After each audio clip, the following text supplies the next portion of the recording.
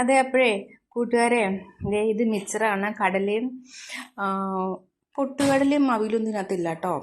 കടലയും ഈ ഈ സാധനം മാത്രമേ ഉള്ളൂ, കോലും മാത്രമേ ഉള്ളൂ. ചുമന്ന ഉണ്ട സാധനമൊന്നുമില്ല. ഞാൻ ഉണ്ടാക്കുമ്പോൾ എല്ലാം ഇടും. പൊട്ടുകടല, അവില്, ആ ബോള് പോലത്തെ കുഞ്ഞു സാധനം, കോല്. ഞാൻ ഉണ്ടാക്കുമ്പോൾ എല്ലാം ഇട്ട് ഉണ്ടാക്കണത്. പക്ഷേ ഇതിനകത്ത് ഒന്നും കാണില്ല. പറഞ്ഞു തന്നെ എന്നാന്ന് വെച്ചാൽ, നിങ്ങൾ ഈ മിക്സറിൻ്റെ കൂടെ പഴം കൂട്ടി കഴിക്കുമോ?